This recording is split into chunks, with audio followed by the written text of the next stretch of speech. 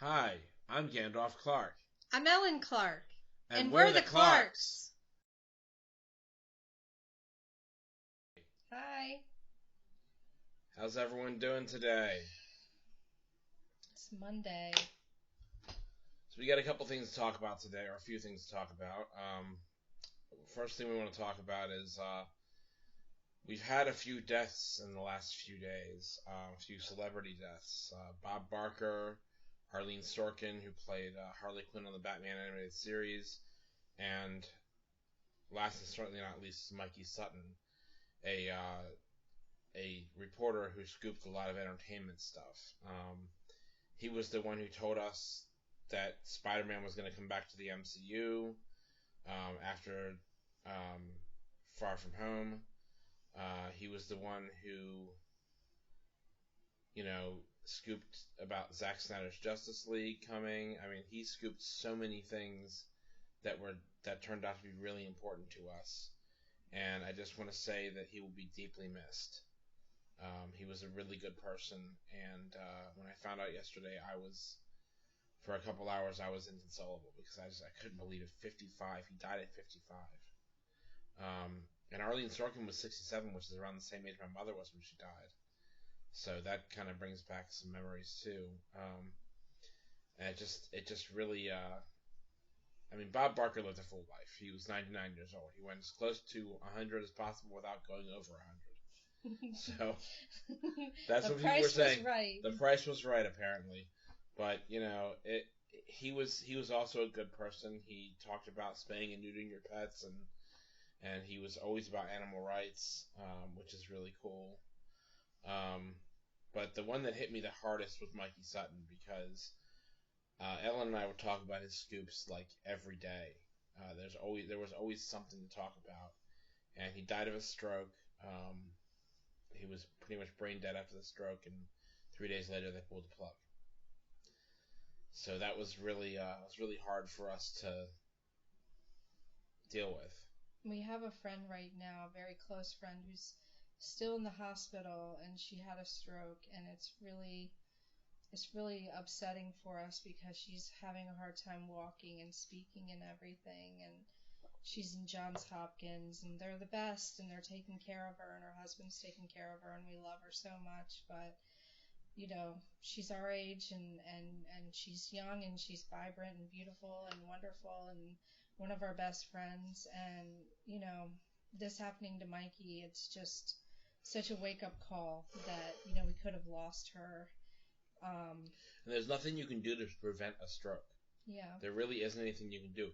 It's either going to happen or it's not. My Yeah. mom didn't have any problems until she had either a heart attack or stroke and died. Yeah. She had never had any warning signs or anything. The only thing that happened with her is Ellen saw the shadow of death around her a week before she died. I didn't even know what the shadow of death was at that time. Since then, I've learned more about my ability, and I know exactly what it is now when I see it. Thanks to the pandemic, I've dealt with a lot of death, and I understand my gift now, but it didn't help me at the time with Mom. I just knew something was wrong. I could see the darkness, I could see the shadow, and I tried to tell, her husband, Gandalf's stepdad, what was coming, like that they needed to rest, but honestly, there was nothing I could do about it. Death was already there. But it's really hard when you care about someone so much and they're such a part of your lives. Like Mikey was such a part of our lives. Gandalf and I spend a lot of time talking. We spend a lot of time talking about about entertainment and possibilities of, alternate worlds, and we're writers, we're creators. It's what attracted us to each other in the first place, our mental intercourse. I mean, it sounds crazy, but the thing is that I feel like we are one of the few worlds in the multiverse that don't have superheroes and all that stuff. The comic books and all that stuff, I feel like they're based on worlds that people are somehow psychically tuned into. That's how I feel. That's how I've always felt. And Mikey had all these scoops about entertainment, and he was always talking to people about stuff, and he had the Dreamwalker comics, which we haven't read, but it's going to be a series on Netflix, which we definitely will watch. Mm-hmm. I just feel like he had so much more life to give. I know, and the thing is, I want to do what we're doing now in the honor of the people we've lost along the way, and that includes Mikey Sutton. Mm-hmm. It includes my mom. It includes Shadron. It includes everyone we've lost on the way. I want to continue to do this in their honor. Yeah, so, those believing in creativity, believing in alternate universes, that kind of thing, talking about it. I mean, this past weekend on Loch Ness, people were hunting Nessie. People were looking for, does Nessie still exist? And a lot of people were talking about, oh, this is such a waste of time, and why are they doing this? But it keeps our hearts alive. It heals the shards in our heart. It helps inspire people, and it brings people together to have something to believe in and go to a mystical place. And it's wonderful, I think. I think it's wonderful to get people together and speculate on the possibilities.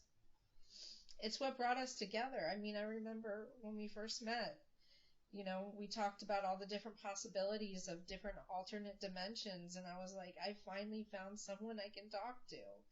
Finally found someone who knows my heart. And I finally found someone who wasn't going to judge me for believing in something that was, quite frankly, oddball. Yeah.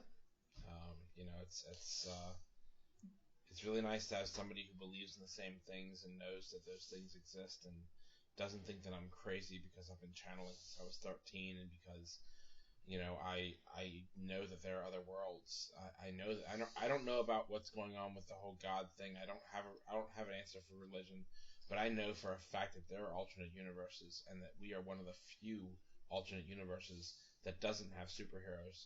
But the upside of that is there's no escalation. We don't really have supervillains either. Other than certain politicians. Well, we know aliens exist. We know that now, and so we don't have to question it anymore. Well, actually, that brings me to another thing. So the Arrowverse. Mm-hmm. The Arrowverse was such a rich tapestry of DC superheroes. Yeah. And when they started out, it was just Arrow, and then it was Arrow and the Flash. Yeah. And then Supergirl was from another world, and told the audience is that in the world where Arrow originally existed before Crisis and when everything was merged, in that world, Kara and Kal-El never made it to Earth. Yeah. We're in a world like that, guys. We didn't have superheroes get here. They never got here. I think that's why this world is so obsessed with superheroes, is because we don't have them here, and we wish they were here. We wish there was someone who could. We could have sure used a Superman on 9/11.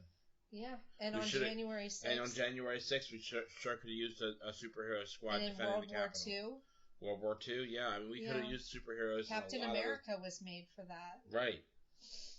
Well, I don't know if "made" is the right word. Yeah. I think it's someone connected with the world where Captain America existed. Yeah. I mean, when you watch the Wonder Woman movie and you see how she connected with people, and you just wish that you could have both the strength of her warrior and the mother touch, it just makes you feel like you wish you had her at that time, such a beautiful story of her taking over and making it safe for us, to have hope again. Well, I mean, look at Zack Snyder's Justice League. Yeah. Look at what happened there. I mean, she straight up lied to that little girl, though. The little girl said, "Can I be like you someday?" And she said, "You can be whatever you want." Well, the problem with that, and I do believe women can be whatever they want, but there is a limit. If you weren't born with powers and don't have a way of getting powers, you're not going to be like Wonder Woman because you don't have powers. Exactly, you can have her attitude. You can have Superman's attitude. You can do as much as you can to be like those heroes. but you're not going to have the powers here because it doesn't exist here. Yeah, unfortunately, you do have to have some realism in your beliefs. So yeah, we did spend the weekend thinking about those we lost. We celebrated a birthday with a friend. We organized the basement. A little bit. I mean, we made it more worse.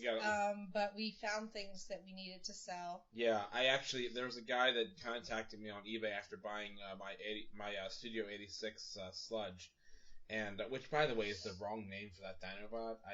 I don't know why they're swapping names, but whatever. So he asked me, do I have Grimlock? And I said, yes, but I don't know where he is. But if I find him, I'll let you know. So I found him, and I sold it to him for a pretty reasonable price, $170, which is really good for that Grimlock, which, by the way, cost me about $50 when I bought it. But that's the thing about investing in toys. Mm-hmm. You know, when you invest in toys, it's just like investing in stock. Some things get more valuable, some things get less valuable. And you sell them when they're at their high. And some things stay the same. You sell them when they get to a certain point. Now, we couldn't wait till they got really high, but I think 170 is pretty good to get for a $50 figure. I mean, eBay takes their cut, which always sucks, but how are they going to make money if they don't? Yeah. You know, sometimes you have to let go of things, or sometimes you just say, I'm going to hold on to this for the memory. And the thing is, I also sold Runabout and Runamuck because one of them, I think it was Runabout, was actually an exclusive, so it was very valuable, and the other one was only as valuable as it was when it was bought. So it was like, or maybe it's a tiny bit more. So I sold the two of them together for $140, and I paid maybe $20 a piece for them. Mm-hmm. So that's not bad. Yeah. You know, it's helping us get through right now where we don't have money for food. Now, I did get contacted about an interesting possibility of a job, but they haven't contacted me. The weird thing is they contacted me yesterday, but they haven't contacted me since. That will mean, if I get it, it will mean working weekends. It also means it's not an entirely technical job. Like, it has to do with buying technical stuff, but I don't have to solve technical problems. I can just find places to buy the cheapest version of something. And of course, there's other administrative stuff that goes along with it. But you want to get down, baby? But I mean, I could definitely do it, and I know how to do that stuff. I'm really good with that kind of stuff. I learned all about that at Lanza, so I have a fair amount of experience doing this stuff. So I'm really excited to hear more about this job. I hope they reach out to me again. But it also is high paying too. I can make a good amount of money doing this job, so it could really be good. So wish me luck, guys. Yep. So that's all we have today for the video, and let us know what celebrity you miss the most and what you did this weekend. So take care, guys. Mine's Robin Williams, by the way. That's the one I missed the absolute most. Yeah.